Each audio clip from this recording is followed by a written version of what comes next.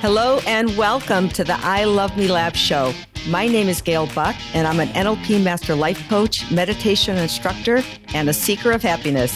And each week, we're going to bring you an inspiring person or message to help you discover additional ways of self-care, self-love, and becoming a healthier, happier you. So thanks for spending time with us today, and let's let the show begin.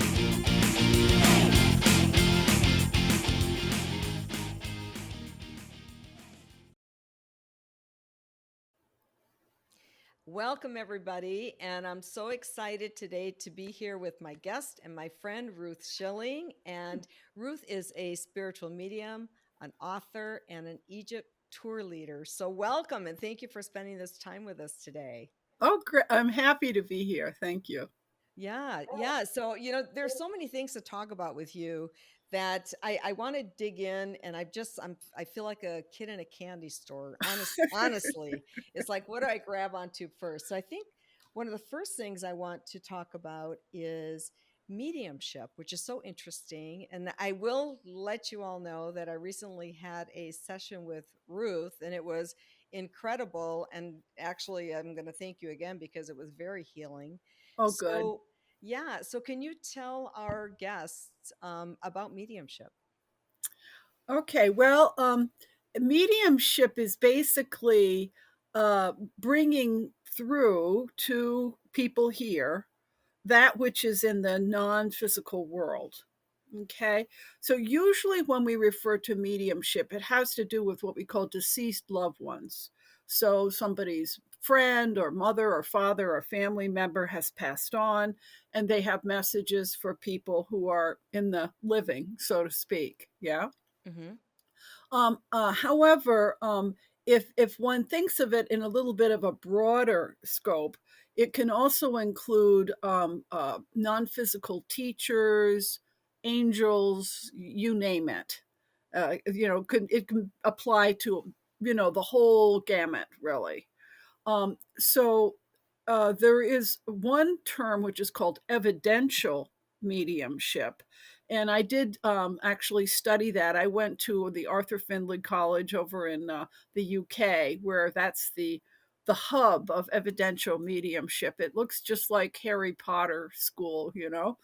And Yeah, I think you actually have. I watched a YouTube video where you have some of that experience on the video, right?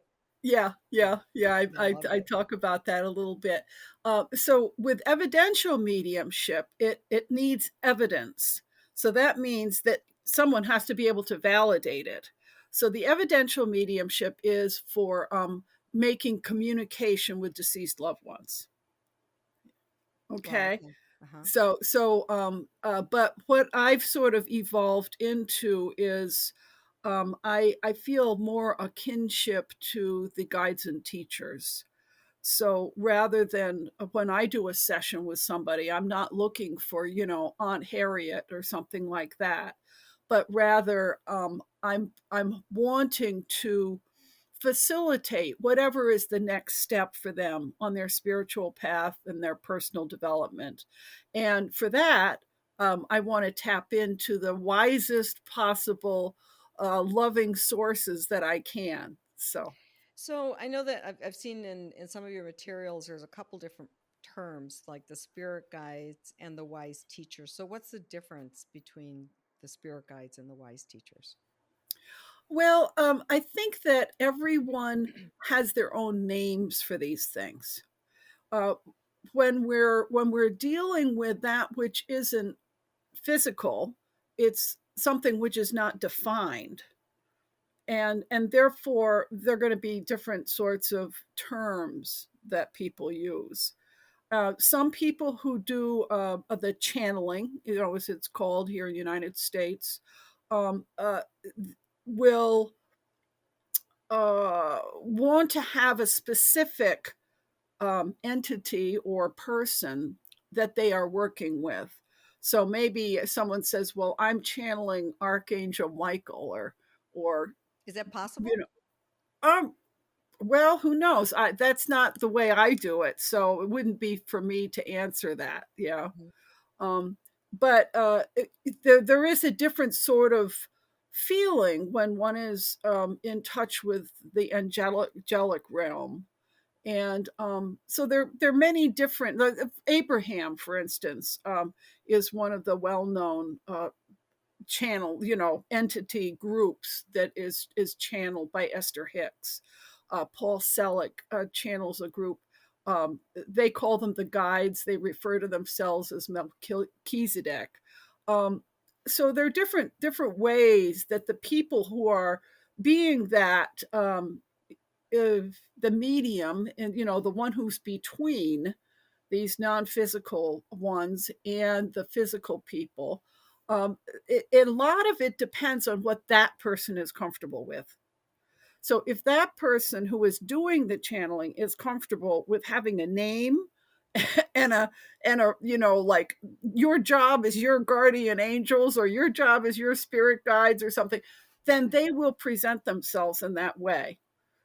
If you want to, if that person is more comfortable bringing through Native American elders from the past, they will come through that way. So They're very amorphous, you know. so a couple of questions. Uh-huh. So when you say they, you're talking Mhm. about whatever comes through to channel. So you channel is what you do. Yeah, yeah, Okay. And so it's whatever comes through the channel is who you're referring to as they. yeah. Oh, how Mhm. interesting. I just absolutely love that. Yeah, it's interesting because my, of course, we all come through a certain development, right?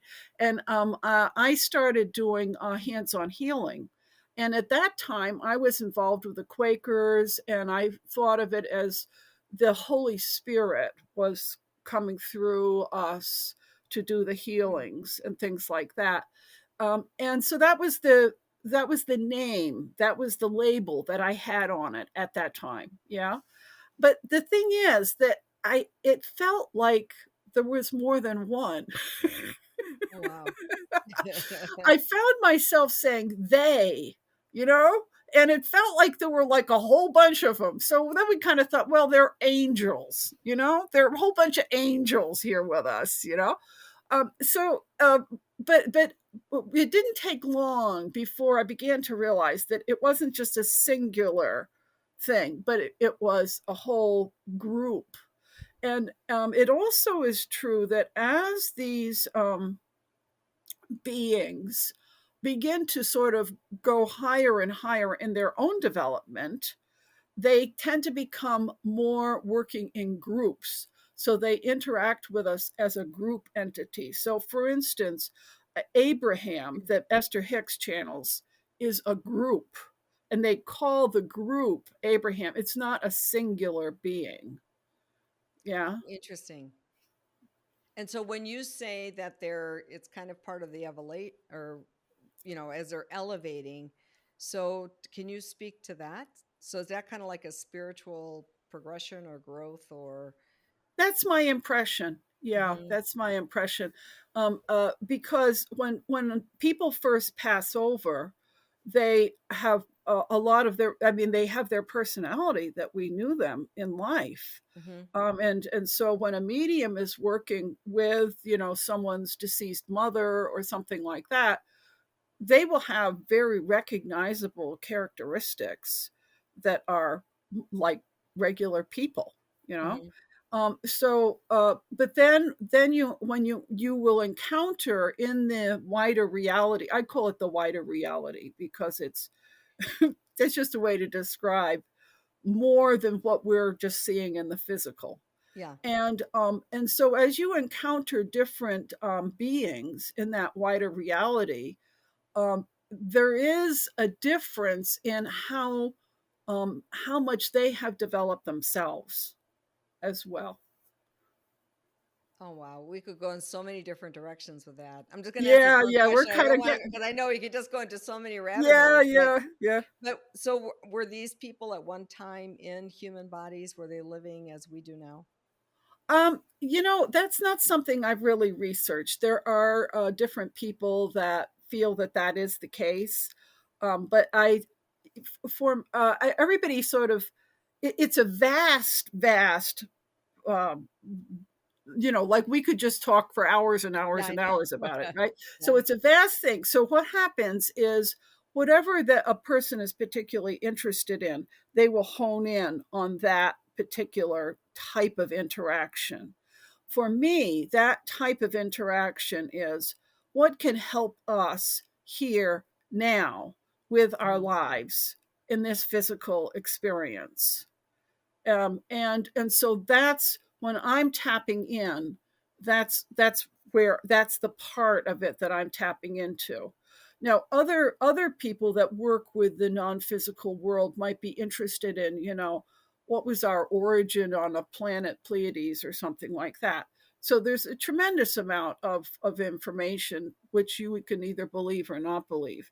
But for me, it's always been about spiritual growth, personal development, what helps now. Yeah. So that's where I put my focus. Yeah. Yep.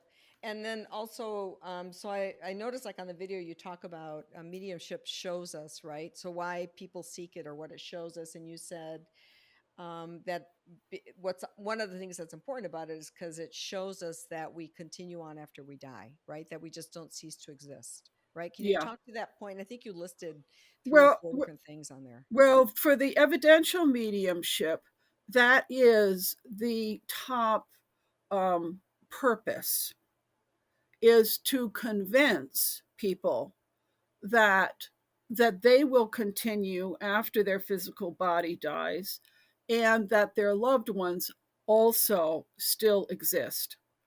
Hmm. And that's why you need the evidence, because of course everybody's going to think, well, it's a nice idea, but really, you know Yeah, although but there's always like right now there's on TV they're kind of spotlight a popular medium at the time. Right now there's a young man, I forget what his name is, that is just Mhm, so interesting. So I guess my point in that being that people do seek out people like yourself, right? To mhm, either connect mhm, with the loved one that has passed, or to, in my circumstance, it was more to maybe get clearer on some things that I was questioning or searching for at the present mhm, time. mhm, mhm. Yeah, I mean, at this point, I just do that kind of work. But there are many of my, fellow classmates that I, studied with. Their focus is particularly, proving to people that they will continue, that there is life after death. You Hmm. know, Which and is, and and that's a very, very important thing to know, yes. because it puts a person's life in an entirely different context. If you think that this is going to end, and you didn't exist before and you don't exist after, and that's it, that's a very different context than knowing that you are a multiverse, actually, Yeah. and this is just one little experience you're having, Yeah. and you want to get the most out of it that you can while you're here. That's a whole different way of living a life. Yeah. I was speaking with a lady earlier this week who works a lot in hospice. And she refers to when somebody passes as their graduation. And I really like that. It's just Mhm. they're graduating, which made it Mhm. pretty interesting and cool, actually. Mhm. Mhm. So, and Yeah. then you also brought up knowing that we're never alone. I thought that was a big one too. Yes, you're right. That is a really big one. Yeah, because let's face it, we all have had our difficult times. I mean, hard times, really, really hard times, and each person in their own way. And the way it usually feels when that happens is that you are completely alone, Yeah, that's right. you know? And you feel disempowered and alone. And those two emotions are just horrible to go through. I mean, we all have, I'm sure. Hmm. But if one knows that one is not alone, and that very knowing is an empowerment in itself, then one is not totally alone, and one is not totally disempowered. That changes again the whole context. Yeah. you know. I mean, that things can still be tough, but it's a different kind of tough, you know. Yeah. Kind of like this is kind of a very mundane kind of example, but for a woman who has is having her period and she's having terrible cramps, it's an awful experience, but she knows it's not going to last the rest of her life. Right. So it's a different experience than if she had been, you know, had her belly sliced open or something and she doesn't know if she's ever going to survive. Hmm. You know, so the context is tremendously important. Yeah, and I think also that there's more to whatever's happening in this moment, you know, and you can even like just reflect on different individual moments that have happened in our lives that are stressful or extremely challenging, and now it's just a memory in the past. And typically it's the story, unless we decide to feed that story, is lessened, right? Because it's not so heavy anymore, because it just becomes one little grain of sand in our life. And I think when we take our life and extend it to this is just our physical portion, this is just a little teeny nugget in the overall scheme, it makes it even more, you know, just takes on a whole different feeling. Yeah, yeah, changing the context, or you know, the way it's often referred to as reframing. When Hmm. you reframe something, it makes a big difference. And then one other thing, let me see. Oh, that we know that we're more than our physical self. What would you speak to with that comment? Well, gee, but I think it just traces back to what we've already spoken about in that the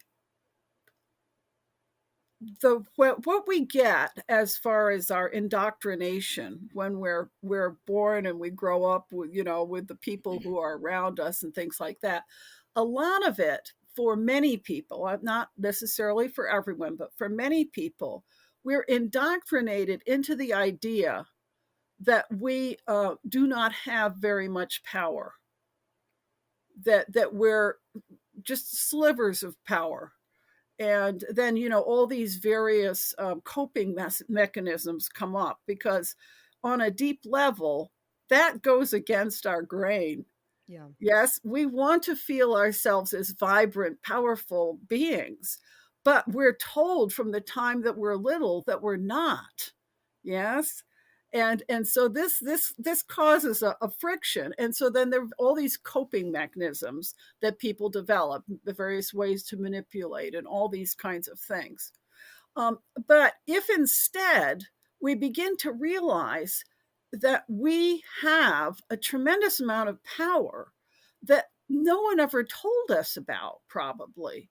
I mean, some people may have very enlightened parents that fill them in from the beginning, but I would say the large portion, Do not. 99% of us, didn't have that because think of it, most of our parents were so young. What did they really even know, right?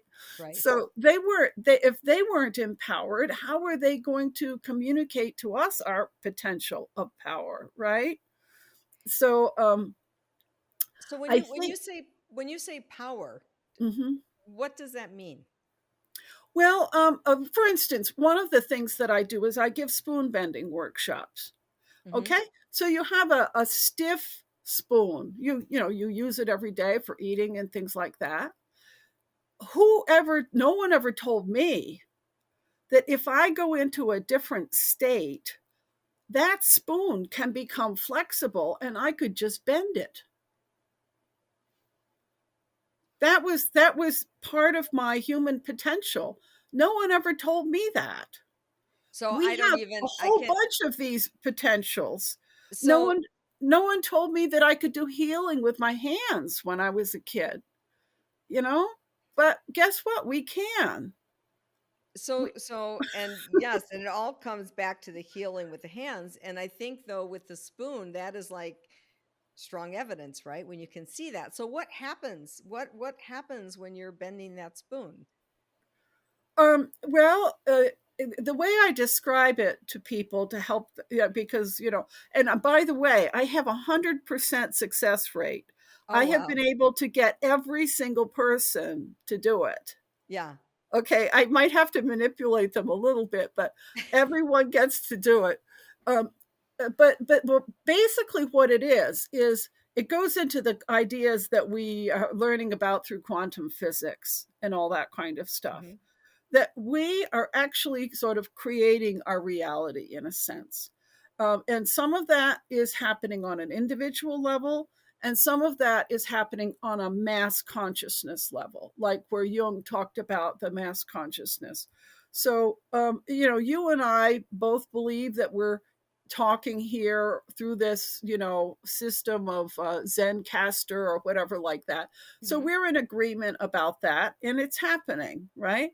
there Yes. there's a large portion of stuff that is happening through this mass consciousness of we've agreed that things will appear physical to us, that we've agreed that there will be different colors and all kinds of things that are part of this group. I call it the group soup. Yeah, that the group soup has decided, yes, this spoon is rigid, but actually, it's only rigid so long as we participate in the group soup with that allegiance to the belief forms that are in that. Yeah. So Yes. that, and then what keeps us there is our mind. Yes, our mind tracks along, and we continue to see things in their solid form. Okay, but Mhm. that's not the actual reality. And you can listen to quantum physics people just Mhm. describe it all. So if there are these little like windows, like little slits, where the possibility to not be in allegiance to the group soup, thought forms, belief ideas, there are these little slits. And in those little slits, miracles happen. That's what a miracle is. When somebody steps outside of that and something happens which doesn't fit with the rest of the belief forms.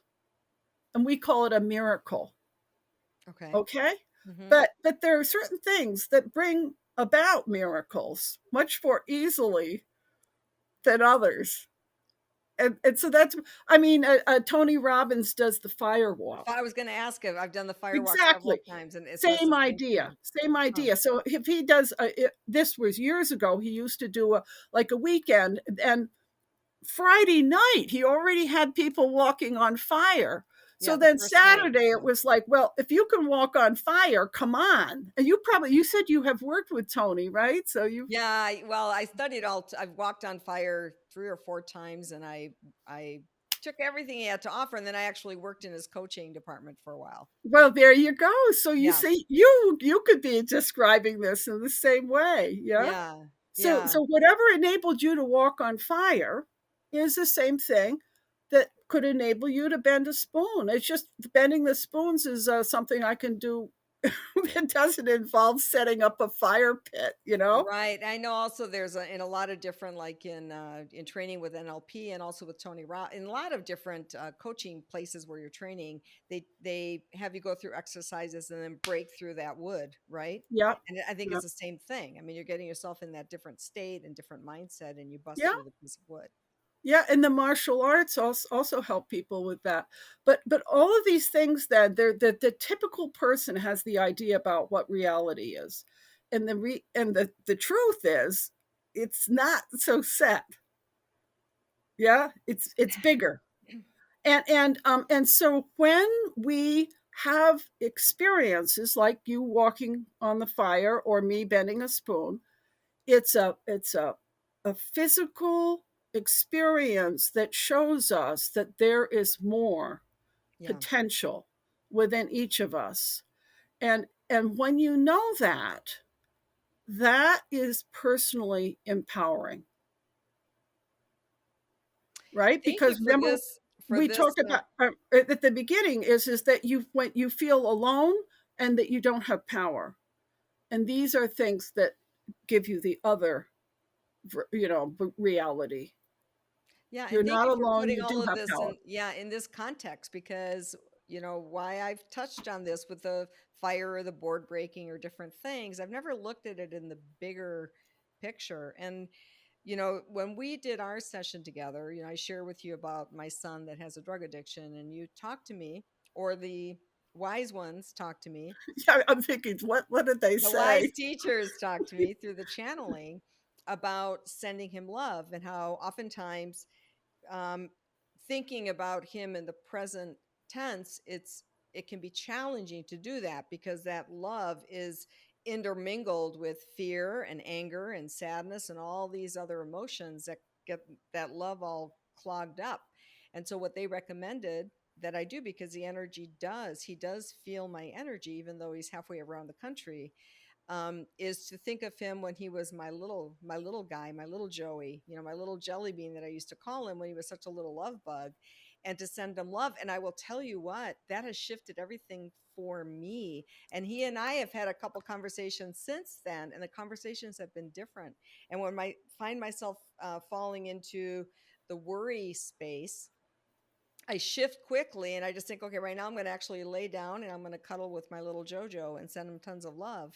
And it's probably one of the most healing things that I've ever been able to do in this space. So thank you I for am that. I am thrilled. I, Yeah, I this was I was hoping we might get some feedback to see how that worked out. So, it's been incredible. It's oh, it's that's incredible. great. And I think that falls under everything that you're talking about right now, right? With your mind and what you're sending out there and the way you're shifting, right? Yeah. Yeah, I mean, this is like I said, these are the things that nobody ever told us, Right. that we can, to begin with, that we can change our state. Like, by thinking of your son with love, you changed your state and you're broadcasting a whole different message to him. Yes. Yeah, and it's different because you can learn a lot about, you can change your state in just like that, or some of, well, even Tony says that. And yes, you Mhm. can, but you can't, you can try, but to think it, okay, I'm going to switch now and I'm going to change to be happy, can be challenging. But if you change the way that you do that, like in the example of, thinking about my little guy, right? Mhm. Before, you are able to change your state. And this, I was like experiencing it like crazy since we last met. It's like, Ah, wow, I can, by totally changing my thought processes and allowing those feelings of that time to just embrace me, oh, I and am just go there. thrilled. I am thrilled. They're so smart, those wise ones. They are. And I've got to tell you, because there's so many things I wanted to discuss today and our time is running short, and I want to touch on a couple other things. Now you're an author, and I checked and I counted, what, like 15 books? Is that accurate? Actually, they're more than that, but many of them, the more is notebooks. I actually have one of them here. I you I don't know, but you know that I go to Egypt, and Egypt is a big thing We're going for to me. talk about that too, So yes. yeah, so I did these. See, the gods and goddesses. They're actually Wow. 16 of these, each one with a different god or goddess, and the inside. It looks like papyrus. You can't probably see, but for those of us who are, lovers of Egypt, to be able to write on what looks like papyrus, I mean, you feel like you're, a scribe in ancient Egypt. So this is, my new journal. And as I said, they're 16, so I'm going to be. This is journals for the next 16 years for me here. So that's my latest. So there's 16 of those. So that's why they're actually more books. But I'll show you here. I did a series of three. These are interviews with mediums. Two of Oh. them now are not that have died, but uh, they are people that I felt that the wisdom they had and the perspectives that they had on life were Hmm. so profound. I wanted to catch it before they were gone. So And I those did are those. available on Amazon? Oh yeah, and they're also as ebooks, so they're like 2.99. So Ooh. I think one of them's 1.99.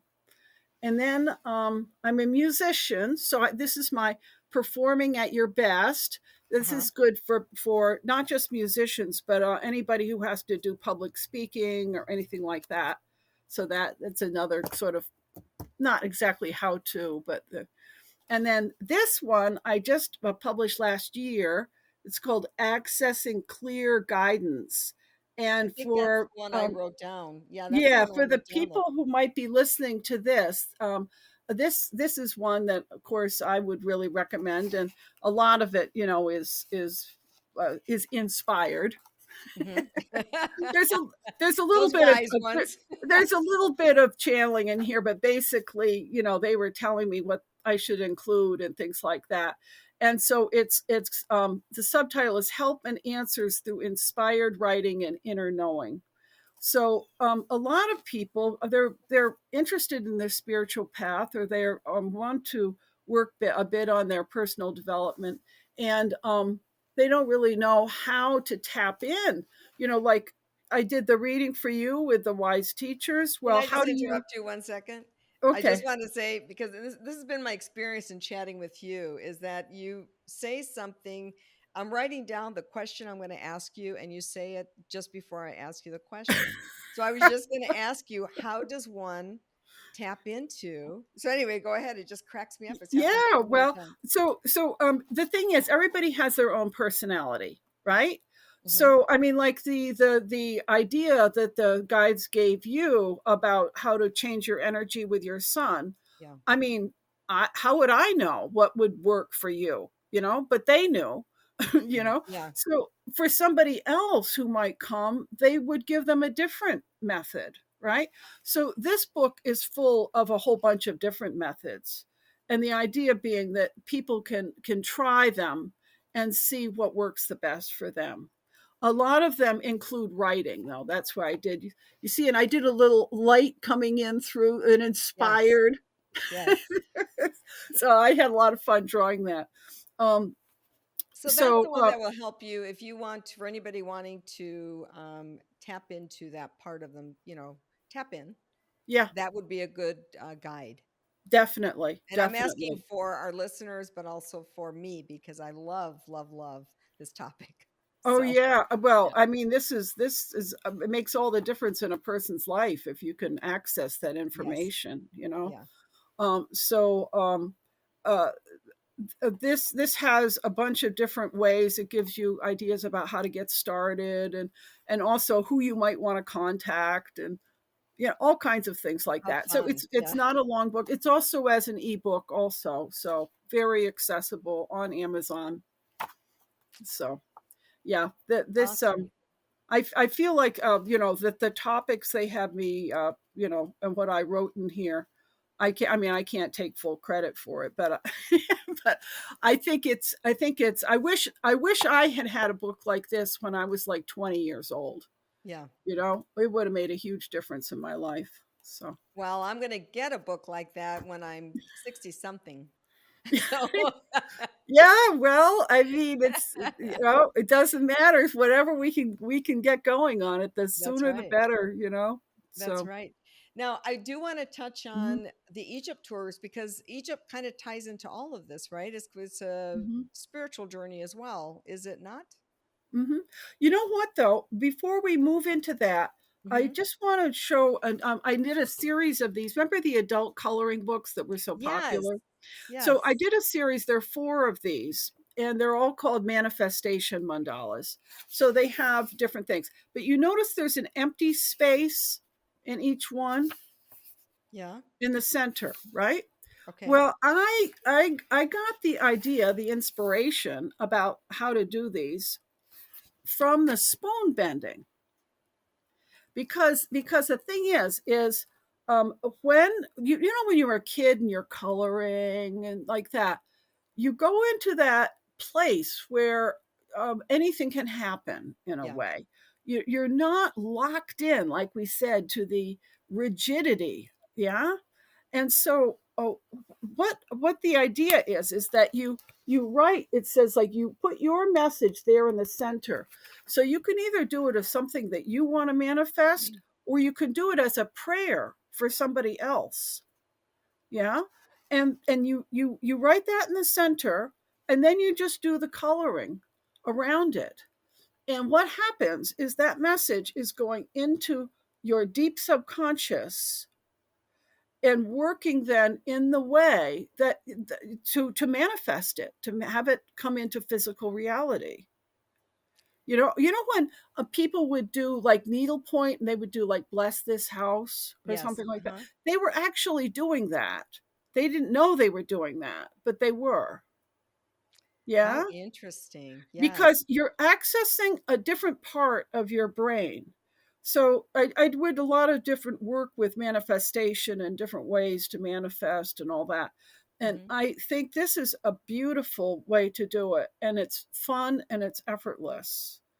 So anyway, I made these, and you can make your own, or you can get one of these, and you can photocopy it and do it. I think it'd be great to do in groups.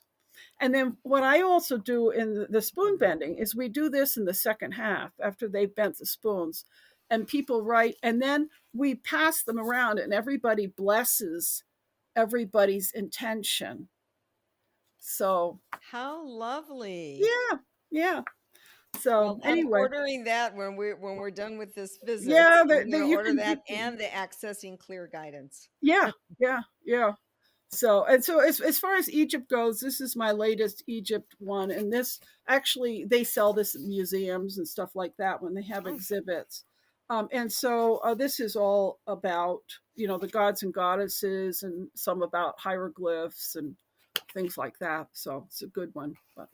But so that's I watched a video that you had because you have a lot of videos on your website too, which your website is spiritmedium1.com and then also ruthshilling.com, correct? the spiritualmedium1.com is just for the mediumship.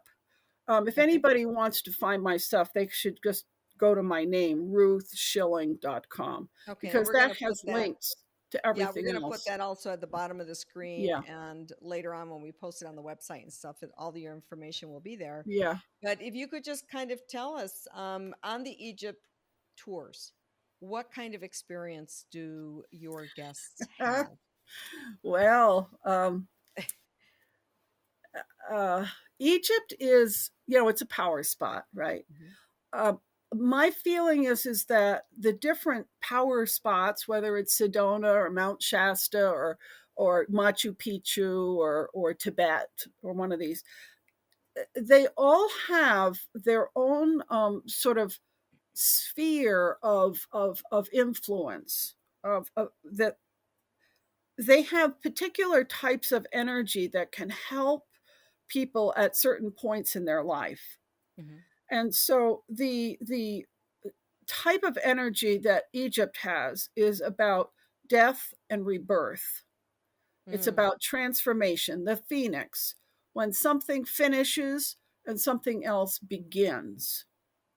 Like your friend in the hospice was talking about how it's a graduation. Death is a graduation into yes. the next world. Well, we have those small deaths and transformations into another stage of our lives throughout our lives. I mean, leaving high school or something is one in a sense, but the death of a parent is a big transformation. You're not a child of someone anymore in this. So there are these different gateways that we go through in life, and Egypt is like the ideal midwife. Hmm. She helps when you're making, because those transitions can be hard, and she helps people make those transitions from one chapter of their life to the next chapter of their life. Okay. So Mhm. many of the people who end up coming, they say, "Oh, I've always wanted to go to Egypt, but it didn't work out. I signed up and the tour was canceled and all this." And then, and actually my mom just died. Well, Mhm. then you see Egypt is there to nurture, hold, and support that transition into Mhm. the next stage of their life. So that's one thing that Egypt is particularly good at. All right. And the many of my travelers have that. They don't realize that that's why they're suddenly going to Egypt, but that's what happens. Another thing is that it is a power spot. And so when people go, especially those who are involved in healing work or something like that, they will get an upgrade. So they've been doing Reiki at this level. And when they come home, their Reiki is at the next level. Oh, wow. I remember when, because I mean, I've been so many times, but I remember when at the very beginning, this was quite pronounced for me. So it used to be that I'm going back like 25 years now. Okay. Mhm. That, uh, if I was doing a private session with somebody, this is before I was doing the channeling or anything, right? And I was doing my best to like listen for the guidance of what the Holy Spirit or the angels might tell me, Mhm. and so I would start off the session. I'd say, okay, let's take a few moments, and I would try to center myself, and then try to listen, and then I might get a little something and like this, right? Mhm. Well, I went to Egypt. When I got home, I said, okay, I went through my normal little thing, right? And I said, okay, now let's start. And I closed my eyes and it was like, boom, the information was right there. Blah, Wow. blah, blah, blah, blah, Wow. and so you see, I had gotten an upgrade. I was on kindergarten level. Now I was in the first grade. And Wow. and so other people have mentioned that also, like Reiki practitioners. It might take them 45 minutes to do a session. Now they could do it in 20 minutes, the same thing. So that's another aspect of what happens. And then some people just have a great vacation. The thing is that you're looking at 5,000 years of history. When we think about reading the New Testament and Jesus and stuff like that, that seems like a long time ago, 2,000 years. Mhm. When you go to the pyramids, Oh my it's gosh, it's another 2,500 years. wow. That is just mind blowing. And so Yeah. much of our Western civilization, what we do, how we think, all the various symbols that are in our minds and stuff, comes from Egypt. Idea of virgin birth comes from Egypt long before Christianity. The idea of in the beginning was the word, and the word was like from Genesis, already in Egypt long before that was written. I mean, I don't mean to demean these other faiths and stuff, but the thing is, it's from an earlier lineage, and How when you're in interesting. Egypt, you get to touch that earlier lineage. You can even touch wood in one place, which is 4,000 years old. That's Something that was incredible. alive 4,000 years ago, and you Yeah. can touch it with your hand. I had never, honestly, I've done a lot of traveling, and Egypt has never been on my even thought list until I spoke with you. And then a few days ago, I was in a conference and we were going through different processes. And somebody took us through this process called the Land of Plenty, which was really cool. It's like a sort of guided meditation. And then your imagination just takes you where it takes you, and then you interpret the symbols or what you see afterwards. And what showed up for me were, these lovely people, women and children and blah blah blah. And then this camel came walking across, and this camel is like in my face, like they look like they're smiling anyway, but it Yeah. imprinted. And so as I'm retelling my story, I'm like, all of it makes sense to me except a camel. It's like, where did the camel come from? And I'm starting to think it maybe is a sign that I need to go visit Egypt with you, because that just Well, sounds extraordinary. what I tell people is that when it's with Egypt, when it's time, you get the tap. It's because it is something that will fit with your life somehow. Yeah, So it will call you. So maybe this is your first little whisper.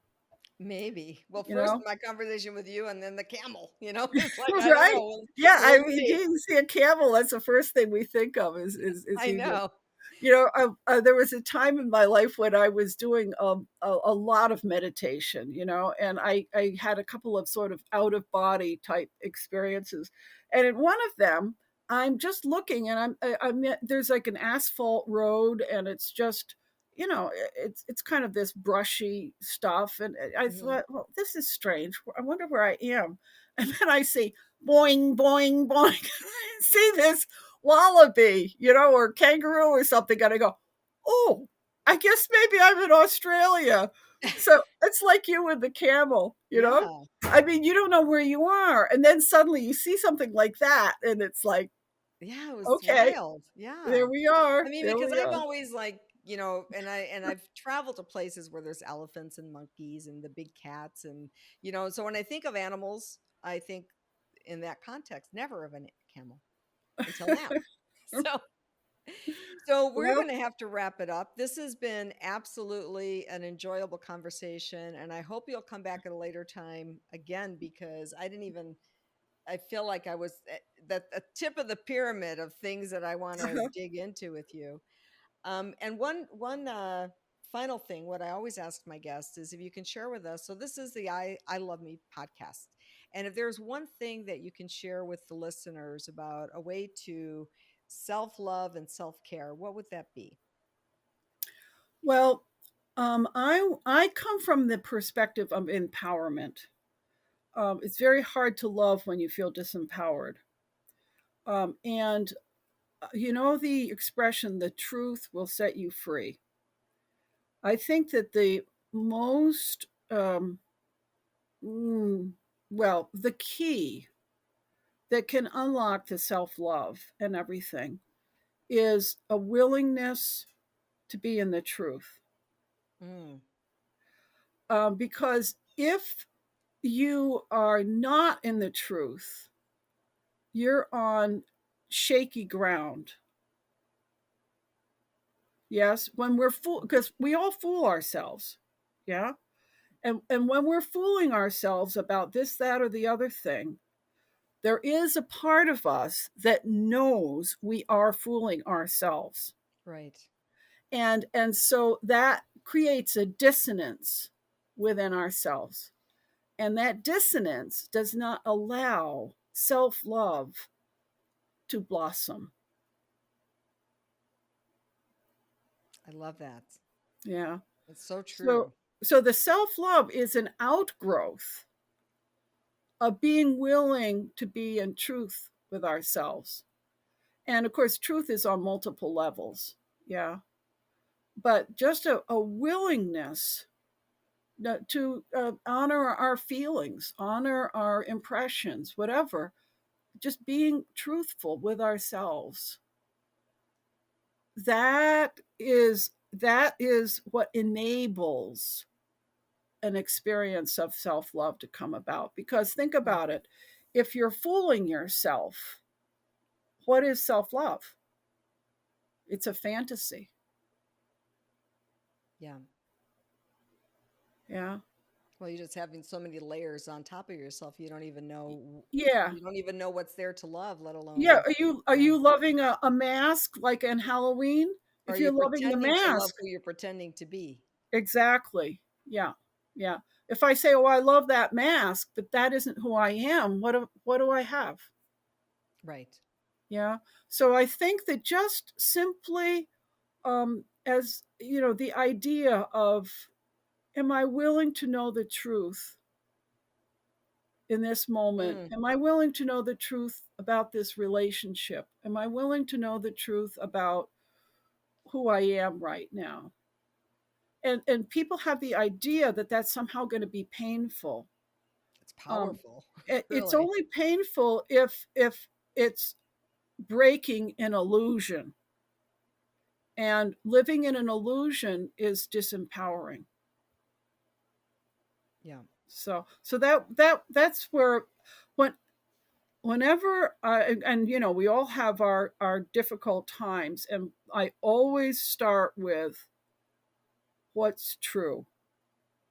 I want to know the truth, because I know that if I have that desire and I have that intent, once I begin to get into a truer state, I'm going to feel better, because the power of the universe is going to flow through me.